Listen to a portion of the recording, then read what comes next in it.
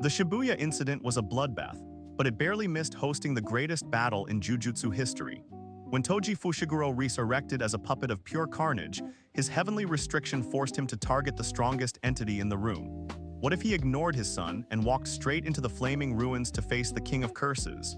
Granny Agami made a fatal miscalculation when she initiated her seance technique. She believed she could summon the physical information of a deceased sorcerer while suppressing their soul. The body of the sorcerer killer was a glitch in the Jujutsu system. His physical form was so dominant that it overpowered the soul of her grandson. Toji became an autonomous machine driven only by primal instinct. He was programmed by his own flesh to hunt the largest concentration of cursed energy in his immediate vicinity. In the official timeline, this instinct led him to crash into the domain of the special grade curse Dagon. He slaughtered the disaster curse with terrifying efficiency. He then engaged his own son before piercing his own brain. The events of Shibuya occurred within a chaotic, overlapping time frame. Let us shift the timeline by a few crucial minutes to witness a true clash of monsters. The official timeline saw Megumi Fushiguro desperately trying to hold open a hole in Dagon's domain, creating a brief window that allowed his resurrected father to invade the space. Toji slaughtered the special grade curse, grabbed Megumi, and escaped through the very same hole to a nearby alleyway. But the events of Shibuya were a powder keg of overlapping crises. Let us imagine a slight alteration in the sequence of events. Dagon is exorcised just a few moments earlier, placing Toji back on the streets of Shibuya right as the true nightmare begins. The seance technique coursing through Toji's veins acts as a radar, constantly sweeping the battlefield for a new target to destroy.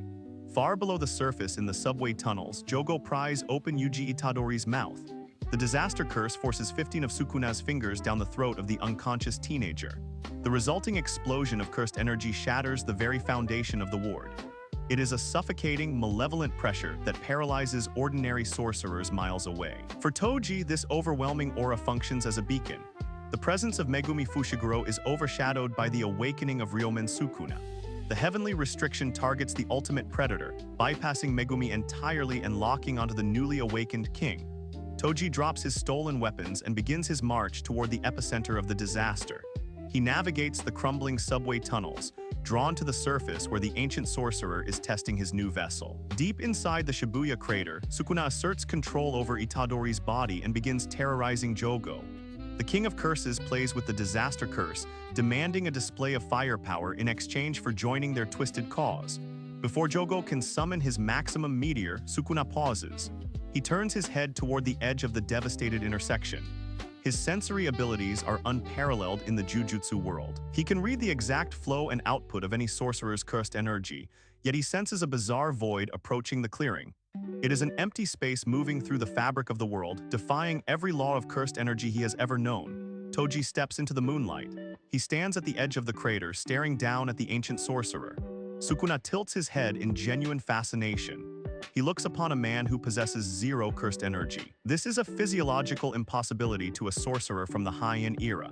Every living human leaks a small amount of residual energy. Even ordinary civilians create curses through their negative emotions. Toji is a blank canvas. Sukuna finds this intriguing. He decides to test the durability of this strange, invisible entity before returning his attention to Jogo. Without moving his arms, Sukuna fires a casual dismantle. This invisible flying slash travels at immense speed. It is designed to cleanly sever anything in its path. Under normal circumstances, a sorcerer must predict the trajectory by reading the spark of cursed energy right before the attack launches. Toji cannot see cursed energy. He cannot read the spark. His heavenly restriction grants him something far superior to basic Jujutsu perception. His 5 senses are elevated to a superhuman tier. He interacts with the physical world on a molecular level. As the invisible blade cuts through the air, Toji perceives the atmospheric shift. He feels the abrupt change in temperature, noting the precise degree by which the air cools as the slash displaces the ambient heat. He hears the high-frequency displacement of oxygen, a sharp whistle that only ears tuned to the frequency of insects could detect. He reads the exact shape of the invisible attack based solely on how the wind bends around it, analyzing the density of the air and the microscopic dust particles parting in the attack's path. His brain processes this environmental data faster than a sorcerer processes a spark of cursed energy. In a fraction of a second, Toji shifts his torso to the right, angling his body perfectly to avoid the lethal strike. The dismantled tears past his shoulder, slicing a massive skyscraper cleanly in half behind him. The top half of the building slides off its foundation, crashing into the streets below with a deafening roar. Sukuna widens his eyes. The King of Curses rarely experiences surprise. A man with no cursed energy just casually dodged his signature technique without even blinking. The game of cat and mouse ends immediately. Toji does not hesitate. He leaps off the edge of the crater, closing the distance using falling chunks of concrete as stepping stones. Gravity means nothing to his awakened body. He closes the gap with terrifying velocity. During his brief march through the subway, Toji reclaimed the ultimate weapon from his hidden cache. He draws the inverted Spear of Heaven. This special-grade curse tool possesses a unique property that makes it the ultimate equalizer in the Jujutsu world. It is imbued with a foreign curse technique that forcibly nullifies any other Jujutsu upon contact. This is the exact same blade Toji used over a decade ago to bypass Satoru Gojo's Infinity. It is the weapon that brought the modern era's strongest sorcerer to the brink of death. Now, it is aimed at the strongest sorcerer in history. Sukuna watches the assassin descend. He does not panic. He relies on his overwhelming reserves of cursed energy to reinforce his physical body. He raises his forearm to block the descending strike, expecting the blade to shatter against his hardened flesh. This is the exact trap Toji relies on. The inverted Spear of Heaven strikes Sukuna's arm. The cursed tool instantly extinguishes the cursed energy, reinforcing the limb. The blade bites deep into flesh and bone. Blood sprays across the rubble. Toji twists his wrist and kicks Sukuna directly in the chest, sending the King of Curses skidding across the destroyed asphalt. Sukuna crashes into a shattered bus, the metal groaning under his weight. He looks down at his bleeding arm, wiping the blood with his thumb. The wound is shallow, merely grazing the muscle, but the implication is massive. First blood has been drawn by a ghost. A sorcerer from the golden age of Jujutsu, the unchallenged apex predator of the Heian era, has been wounded by a man lacking the very foundation of their power system. Sukuna realizes that close-quarters combat against this anomaly is a terrible risk. The strange dagger ignores the fundamental laws of Jujutsu defense, tearing through his hardened cursed energy as if it were wet paper. If that blade touches his neck, even his supreme mastery of reverse curse technique might not save him from decapitation. The boredom of the modern era evaporates entirely. A feral grin spreads across his face. He decides to treat this invisible assassin with the highest level of respect, acknowledging him not as a sorcerer but as a true monster. He weaves a hand sign, domain expansion, Malevolent Shrine. The environment distorts. A colossal demonic shrine materializes from thin air, surrounded by a sea of dark water and bleached skulls. Unlike ordinary domains, Malevolent Shrine does not create a separate closed barrier space. It paints its monstrous effects directly onto the canvas of reality. Sukuna establishes a binding vow, allowing an escape route in exchange for a massive increase in the domain's effective radius. Everything within 200 meters is now subject to a relentless, inescapable storm of invisible blades. A domain expansion targets entities based on specific parameters. Under normal rules of Jujutsu, a standard closed barrier domain traps the victim in a separate space and guarantees a hit. But a heavenly restriction makes the user invisible to those barriers. A normal domain would allow Toji to simply walk out of the barrier as if passing through a curtain. Sukuna, however, wields an open barrier domain. The physical range of the attack covers the entire ward. This means Toji cannot just walk away.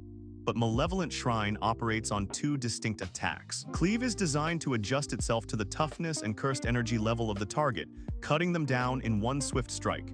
Dismantle is used for inanimate objects that lack cursed energy. This creates a fascinating paradox when forced to interact with a heavenly restriction. Because Toji Fushiguro possesses zero cursed energy, the domain cannot recognize him as a sorcerer.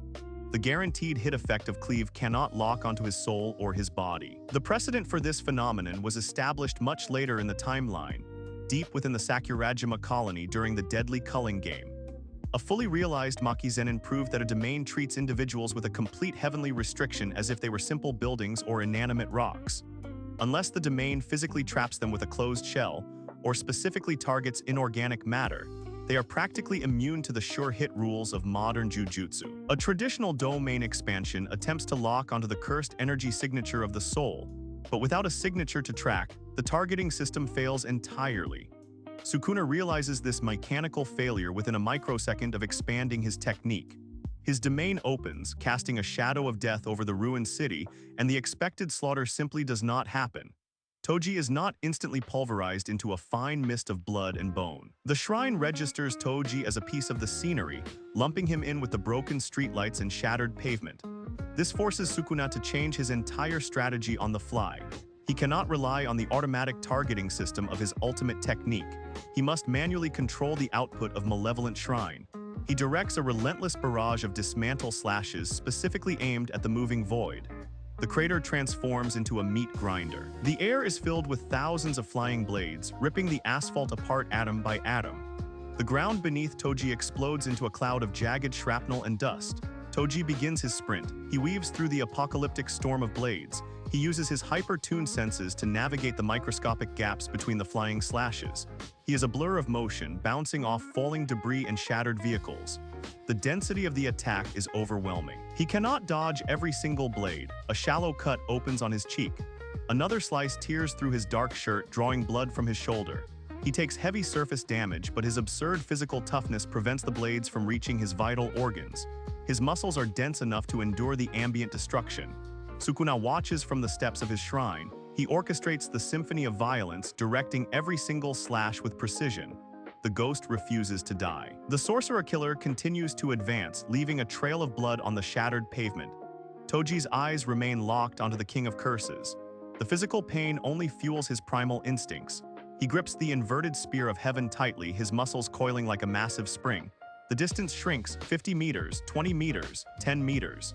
Sukuna realizes the physical barrage of blades is insufficient to halt the momentum of the heavenly restriction. The King of Curses prepares his ultimate countermeasure.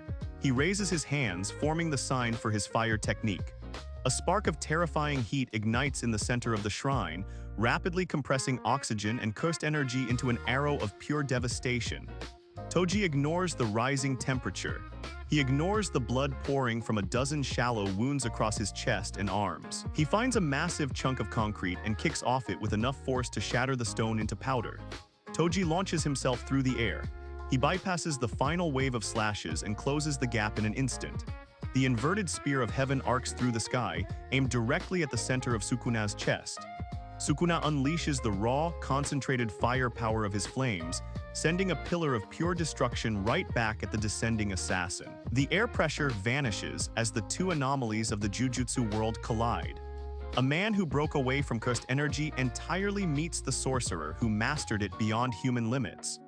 The sheer force of their collision shatters the remnants of the Shibuya crater, leaving the true outcome forever buried beneath the rubble.